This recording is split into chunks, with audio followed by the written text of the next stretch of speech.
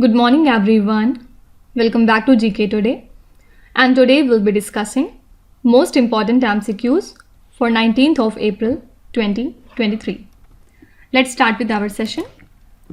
Kambam Paneer Thadchai grapes which received the GI tag recently is from which state or the Union Territory?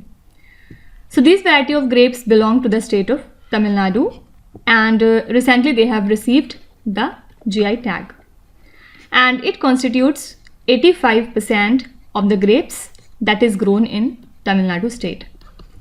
Actually, the Kambam Valley, which is also called as Kambam Valley, is located at the Western Ghats in Tamil Nadu state and it is known as the grape city of South India. Okay. So recently this variety of grape has got the GI tag and it is a product from the state of Tamil Nadu. Which country conducted the International Aviation Safety Assessment? So this assessment was conducted recently by the Federal Aviation Administration of the US. And it found that India meets every international safety standard, and as per the Federal Aviation Administration, India's International Aviation Safety Assessment category will continue to be published as category 1. Okay. So USA conducts this assessment and it is in news because it found that India meets every international safety standard. Next is, which country is the host of the first ever Global Buddhist Conference? So the first ever Global Buddhist Conference will be hosted by India on 20th and 21st of April. And it will be organized based on the theme Response to the Contemporary Challenges from Philosophy to Praxis. Okay. So it will cover the subject like Buddhism and peace, environmental crisis, health and sustainability, and the preservation of the Nalanda Buddhist tradition, etc. So which country is the host of this first ever Global Buddhist Conference? Answer is India. Which armed force launched the Regional Pollution Response Exercise, that is RPREX 2023? So Regional Pollution Response Exercise was launched recently by the Indian Coast Guard and it will examine the preparedness of the oil exploration companies to handle the oil spills and the marine pollution. Fine. So your answer would be Indian Coast Guard. Which country has declared a drug named as Xylazine as an emerging threat?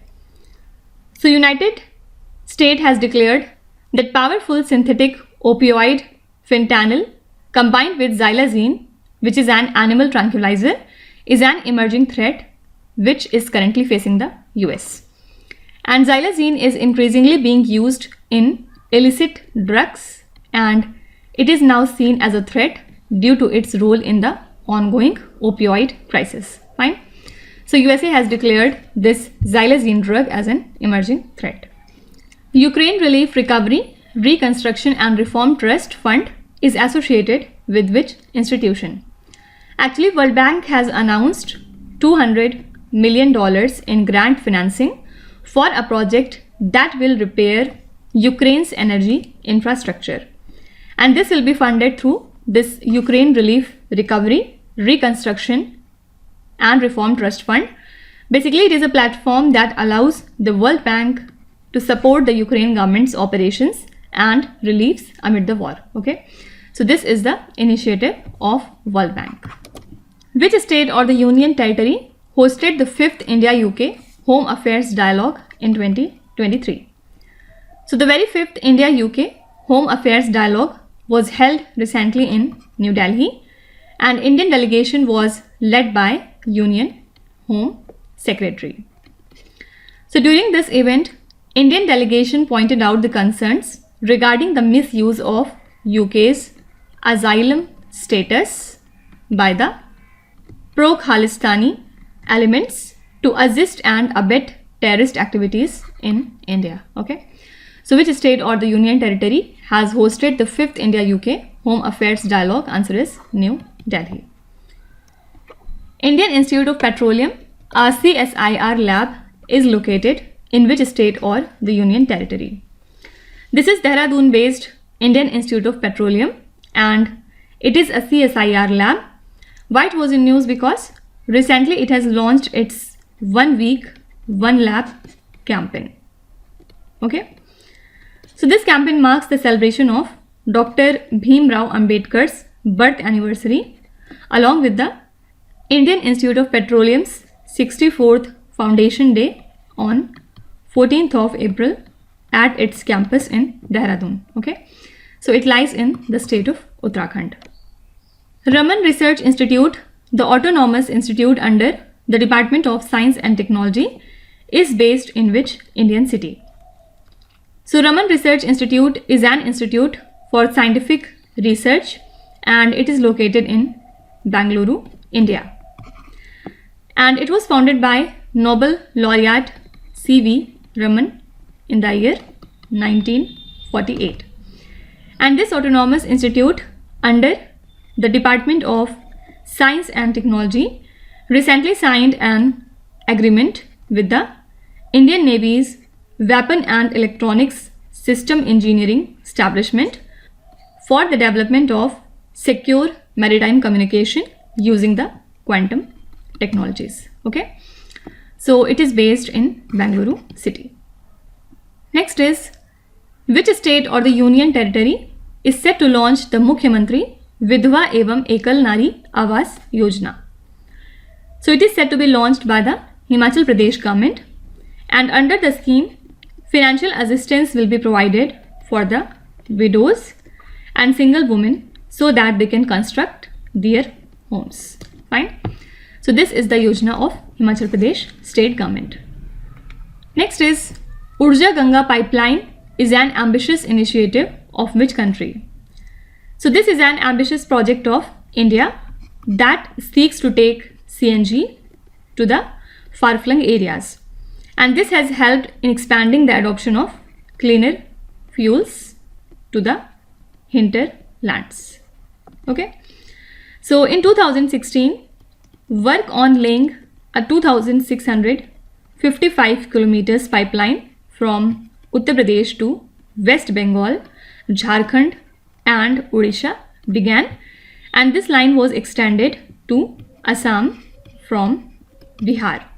And the length of this pipeline is 726 kilometers to take the fuel to unconnected states in the east basically. Fine. So Urja Ganga pipeline is an ambitious initiative of India. Next is, Nisha Daya, who was seen in the news recently, plays which sport? Actually, Nisha Daya has won a silver medal in 68 kgs category in the Asian Wrestling Championships in Kazakhstan. And she had defeated Feng Zhou, who was from the country China, in the semi-finals. Another Indian wrestler, Priya Malik, clinched a bronze in 76 kgs category and she has defeated Mizuki Nagashima, who is from the country Japan. Okay. So Nisha Daya is associated with wrestling. Last question is, what is the growth forecast of India by the International Monetary Fund for 2023 to 24?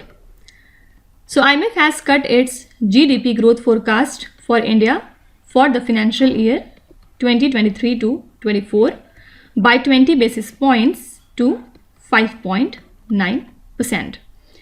And in its latest biannual World Economic Outlook, RBI has announced that India's retail inflation should be eased from 6.7% in financial year 23 to 4.9% in financial year 24. And current account deficit came to 2.2% of GDP from 2.6% in financial year 23. Fine. So what is the present growth forecast of India by IMF for this financial year? So answer would be 5.9%. So these are the most important current affairs and the news from today. And now let's start with our revision session, in which we are doing the March month current affairs revision, and this is part 2 in this series. So today we'll be doing the questions from 16 up to 30. Who has been awarded the 2023 Marconi Prize? So computer scientist Hari Balakrishnan has been awarded this 2023 Marconi Prize, and he has received this prize for his fundamental discoveries in wired and wireless networking, mobile sensing and distributed system. The Indian Railways introduced a Bharat Gaurav Deluxe tourist train to showcase the heritage of which particular country? So Indian Railways has introduced a Bharat Gaurav Deluxe AC tourist train as a part of Garvi Gujarat tour, and aim is to showcase the state of Gujarat under Ek Bharat Shresht Bharat program. So this tour includes visit to prominent pilgrimage and heritage sites in Gujarat, for example Statue of Unity, Dwarka, Somnath, etc. Right?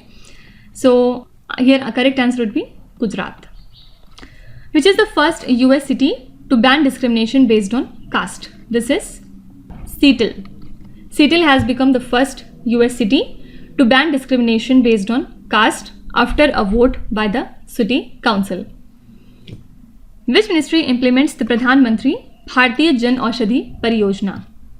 So Indian government has launched the Pradhan Mantri Jan Aushadhi Pariyojana in 2008 to provide quality generic medicines at affordable prices to everyone, and it is implemented by Pharma and Medical Bureau of India.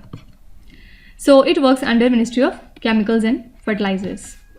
When is the National Science Day celebrated every year? We observe this day every year on 28th of February. Why? To mark the discovery of the Raman effect by Sir C.V. Raman, and it was observed for the first time in 1987. Can anyone tell me what was the theme for this year's National Science Day? Do let me know in the comments.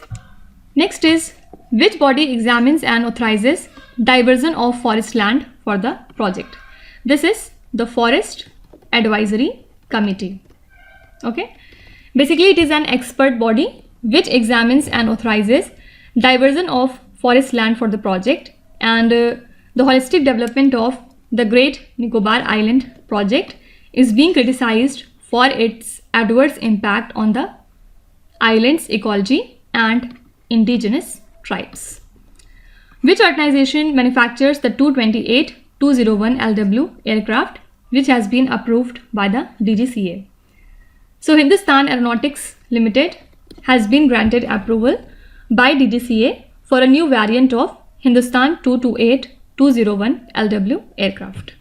So basically it will enable the commercial pilots to fly the aircraft with a reduced qualification retirement, increasing the availability of pilots for the aircraft.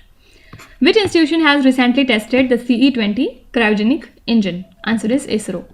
ISRO has successfully completed the flight acceptance hot test for the CE-20 cryogenic engine, and this engine will actually power the LVM-3 launch vehicle's cryogenic upper stage for the upcoming Chandrayaan-3 mission, which is scheduled to be launched in 2023.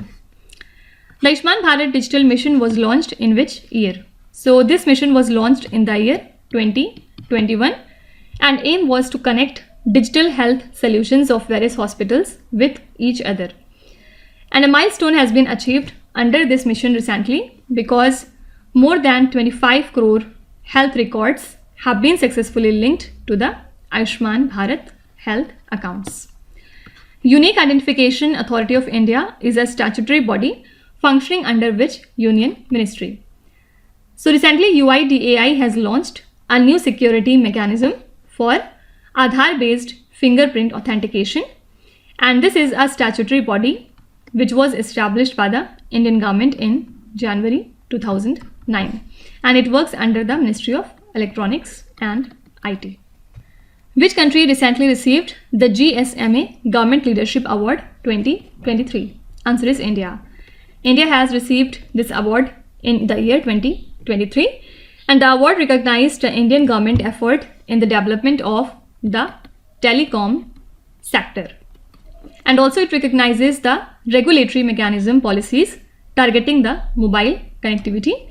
And currently 387 districts across India have access to the 5G services.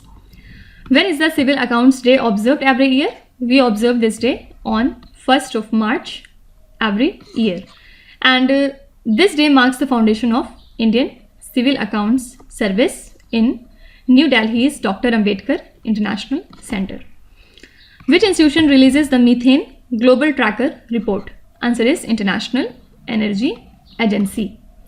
And according to the latest report, the fossil fuel companies released 120 million metric tons of methane into the atmosphere last year. And report found that no effort has been taken by the fossil fuel companies to bring down these emissions. Bird's eye chili is the GI tag product of which Indian state? Answer is Mizoram. Actually, Mizoram would export this bird's eye chili to the US for the very first time. That's why it was in news. Which country has recently announced to ban TikTok from all government-issued mobile devices? This is Canada.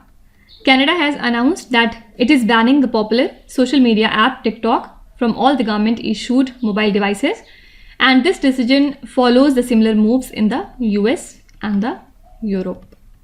So country said that it has determined that the application presents an unacceptable level of risk to privacy and security. Fine. So these are the next 15 questions from the month of March, and tomorrow we will be continuing it from question number 31 up to question number 45. Now let's start with today's quiz. Here on the slide you can see 5 questions which have been taken from the past 2-3 days current affairs. Pause the video and try to solve each of these questions, and at the end of the lecture do not forget to share your scores in the comment section. So please be honest and do not cheat with yourself. So that's it for today. I hope you have liked the session. These were the important news and events from today, and we will meet again tomorrow with some more important current affairs. Till then, stay tuned. Thank you so much for watching, and please do not forget to subscribe to GK Today. With this, me Nuzhat Sana signing off.